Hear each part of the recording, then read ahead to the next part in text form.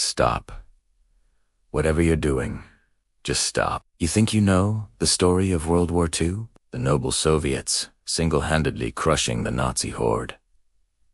The Great Patriotic War, that bedtime story your grandpa's communist friend told you. It's all a lie. The most successful, long-running, and audacious fake news campaign in human history. A masterclass in propaganda so effective its toxic residue is still poisoning the world in 2025. I'm your midnight meme historian. And tonight, we're not just learning history.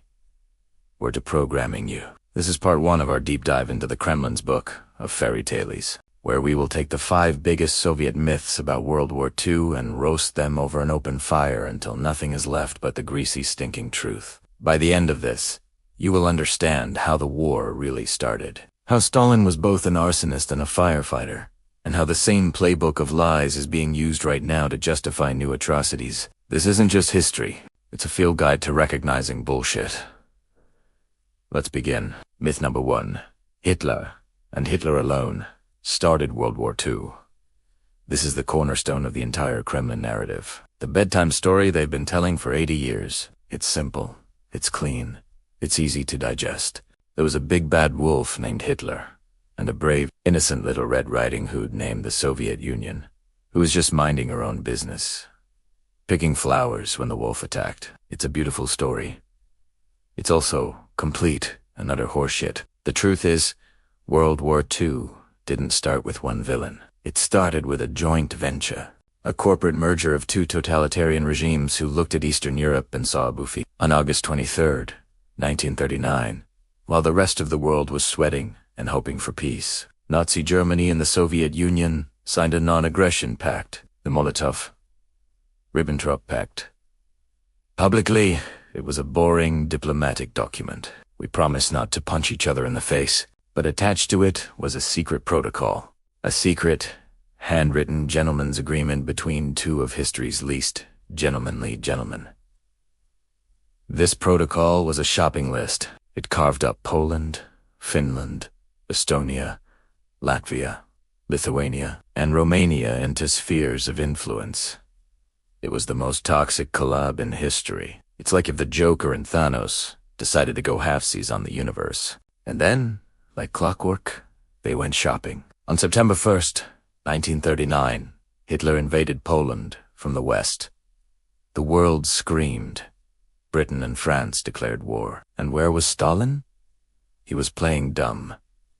He waited. For 17 whole days, he sat back, watched the Nazis do the dirty work, watched Poland get bled white, and then he attacked from the east. It was a perfectly coordinated mugging. One guy holds the victim down while the other goes through his pockets, and the Soviet propaganda at the time.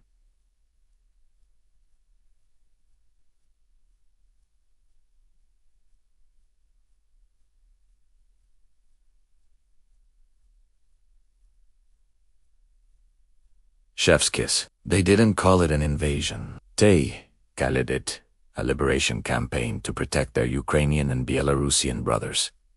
It's the same logic a wolf uses when it liberates a sheep from the burden of living. The Kremlin today will tell you, oh, but Poland was mean to Czechoslovakia first. Yes, Putin actually said that. It's the geopolitical equivalent of saying, I only burned down his house because he was rude to my cousin. It's the logic of a playground bully, not a world leader. So, did Hitler start the war? Yes. But he had a co-conspirator. An accomplice, a business partner who showed up late to the crime scene to make sure he got his share of the loot. Myth number 2. Hitler's invasion of the Soviet Union was a treacherous, unprovoked surprise attack. This one is a classic. The image is burned into our minds. June 22nd, 1941, 4 a.m. The peaceful, sleeping Soviet Union, brutally stabbed in the back by a treacherous Hitler who broke his promise. It's the ultimate story of victimhood. Here is the problem. It's a lie. A big, fat, stinking lie. Was it an attack? Yes. Was it treacherous? Absolutely. Was it a surprise? Not to anyone who was paying attention.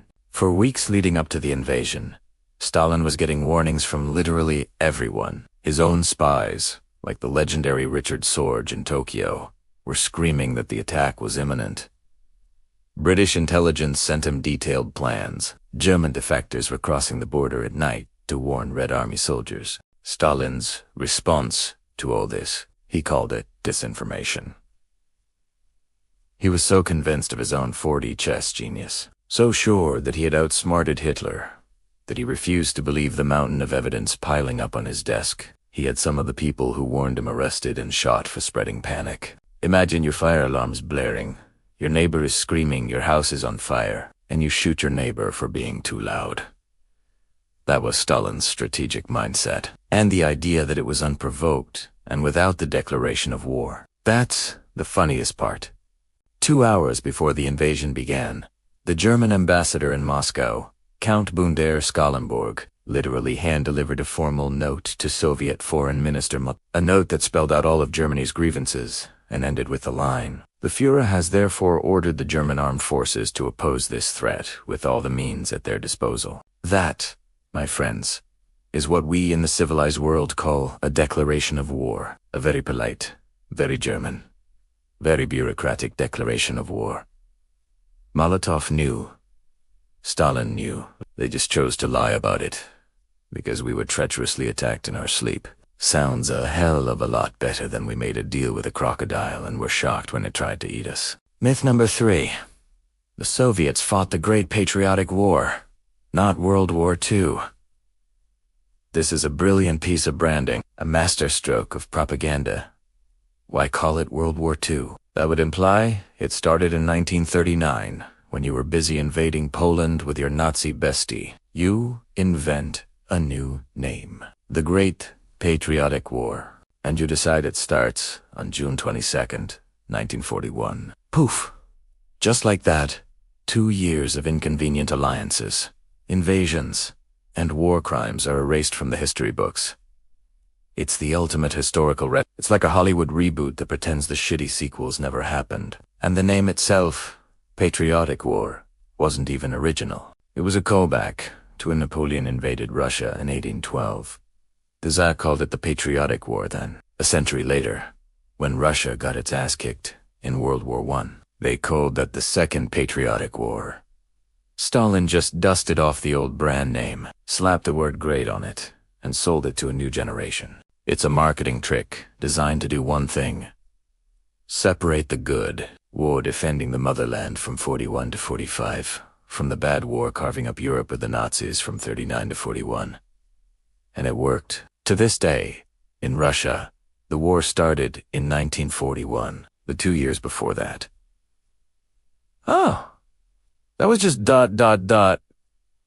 You know, foreign policy. Myth number 4. The heroic stand of the 28 Panfilov Guardsmen who died to the last man to save Moscow. This one is a work of art. The story is epic.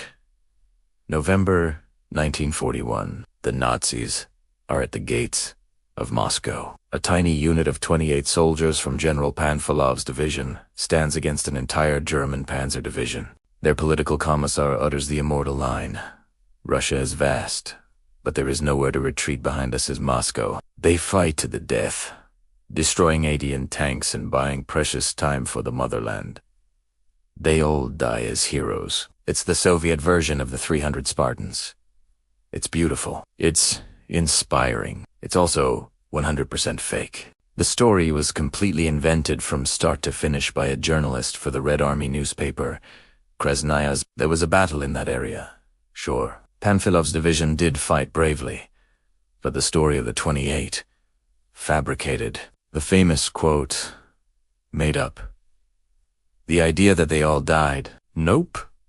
In fact, after the war, Soviet investigators started finding some of these dead heroes ... alive. One of them, Ivan Dubrababin, was arrested for collaborating with the Nazis and serving as a German police chief. Let me repeat that. One of the poster boys for Soviet heroism, a man celebrated in books and films for dying to stop the Nazis, had actually surrendered and then gone to work for them. When the Soviet authorities confronted the journalist who wrote the story, he basically said, "So what?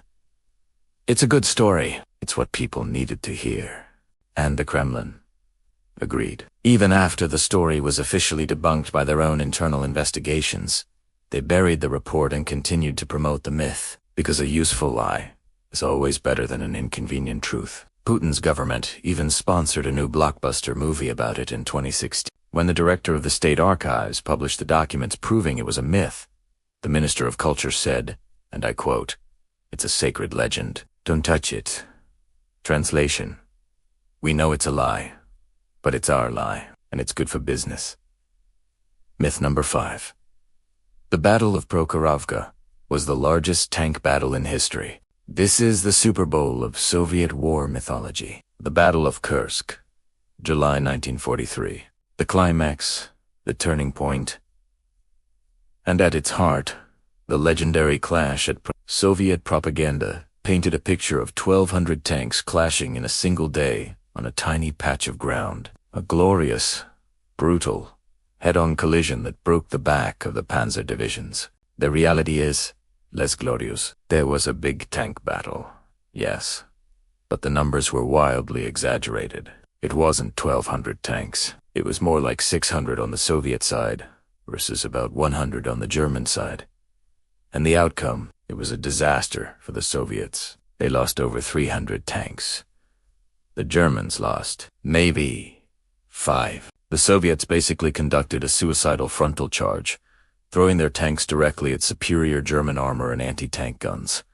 It was a tactical catastrophe. But because the Germans ultimately lost the larger Battle of Kursk and were forced to retreat, the propaganda machine just declared Prokhorovka a victory and inflated the numbers to make it sound epic. And what about the actual largest tank battle in history? Oh, the Soviets don't like to talk about that one. It happened in June of 1941, in the opening days of the invasion, in a triangle between the cities of Dubno-Lutsky and Brody. In modern-day Ukraine, over 4,000 tanks were involved, 3,500 of them Soviet, and the Red Army got absolutely, catastrophically annihilated. They lost thousands of tanks due to poor command, terrible logistics, and running out of fuel. It was the greatest armored defeat in history. So what do you do when your actual biggest tank battle was a humiliating disaster? Simple. You erase it from history and invent a new, victorious biggest tank battle to replace it. These are just the first 5 myths. We haven't even gotten to the ones about Lend-Lease, the Second Front, or the claim that Russia alone won the war. That's all coming in part 2. If your brain is currently melting from this overdose of historical truth, do the right thing. Smash that like button as a tribute to all the facts that were murdered to create these myths. Subscribe, because you are not going to want to miss the second half of this tick. And hit the bell, because the truth is a weapon, and we're just getting started. Now get in the comments and tell me, which of these 5 lies were you taught as fact? Be honest. This deprogramming session was brought to you by a dangerous lack of respect for authority and too much coffee. You can fuel future investigations at the KO-Fi link in the description. And if you want to wear your skepticism, check out the merch. https://cutt. Lie March midnight. Tell the world you're not buying the bullshit anymore.